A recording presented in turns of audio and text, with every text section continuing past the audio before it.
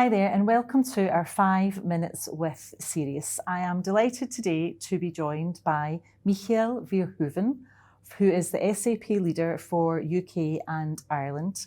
And today we're going to talk about what we want to work together as two organisations who have a history since 1989 to do things beyond the great digital transformation we do with our clients into how we impact society. So welcome, Michiel. Thank you very much. Pleasure to be here. Good to see you. So usually we end with a question, and we will end today with a question around what would your advice be to people starting out? But let's start understanding what kind of made you take the step initially into technology. Well, I think it was originally a Sinclair ZX81, a very long time, and just pure curiosity. That was the starting point. Second, I started in consulting as well and in audit, believe it or not. Wow. So I liked problem solving and business processes and ultimately strategy. And to me, technology industry gives you the opportunity to look across many different industries, solve problems. But as organisations think about their move to the cloud, what advice would you give them? I think I have yet to meet a CEO that says, I want to go onto the cloud, right? Most CEOs say, I want to fix my customer experiences. I want to make my employees productive and retain them and grow them. And they say, I want to fix my supply chain and create more visibility. And now, especially, I want to live up to the promises of sustainability. So anybody going to cloud, to me, has to have a real driver first. Then if you do go onto the cloud journey from a partnership perspective, I believe consultancies such as yourself and advisory firms are important because of guiding that true north to the strategy, and technology firms like ourselves in enabling that path to get to a more agile, faster delivery model. And kind of moving on to talk a little bit about the digital skills gap, which I know you and I are both very passionate about. Talk to me about some things that we can do together, SAP are doing, and I'll talk a little bit about what Deloitte are doing to just help close that gap. So in the UK alone, there are 6,200 people employed in SAP type of jobs, right? There is a massive scarcity of skills in the broader sense. I think it's in the 150,000 to 200,000 range in the economy itself. And that's not going to be filled just by supplying university graduates and training them up.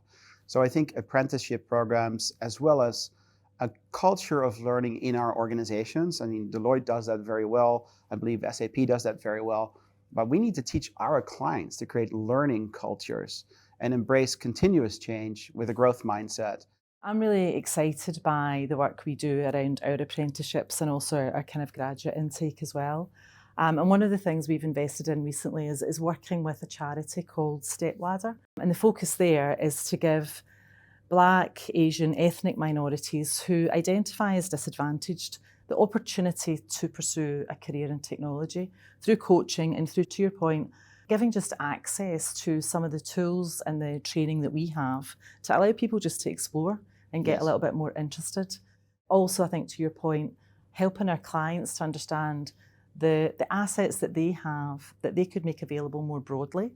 We think about that a lot. What could we make available much more broadly to allow different people in society just to access those tools, experience it, and explore and work through how they could come into a career in technology?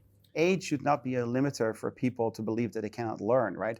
Many organizations talk a lot about young talent. I believe in that too, don't get me wrong, to shape the workforce pyramid. But we also have to relearn in our middle-aged careers.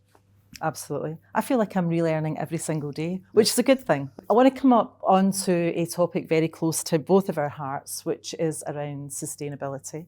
It'd be good to get your perspective on SAP's role in how we start to do something more radical to help organisations and help ourselves face into the sustainability challenge.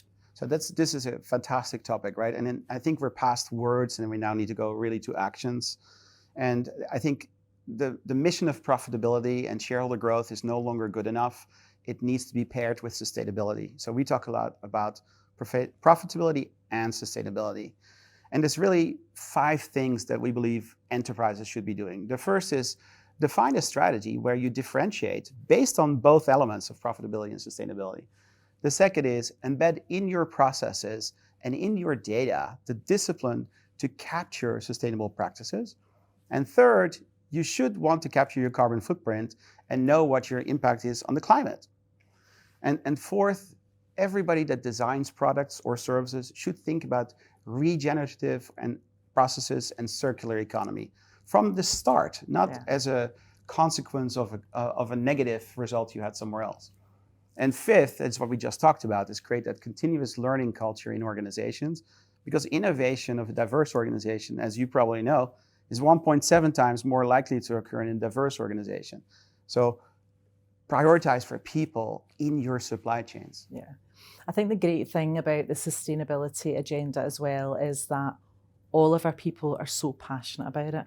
So passionate to make sure that Deloitte does the right thing, make sure that we help our clients to do the right thing, and personally do the right thing. So I think there's a real momentum within our organisations to make that difference. And my final question to you, Michiel, is what is your advice to somebody who wants to come into a career in technology today? So work on exciting projects where you feel personally stimulated. If you think about your capabilities, know how to articulate your strengths, run with it, be the best you can possibly be in what you pursue. But if you go into technology, solve difficult problems, and I hope you like it. Michiel, a huge thank you for joining me today on 5 Minutes With. Thank you to all of you for joining me today, and I look forward to seeing you next month. Take care.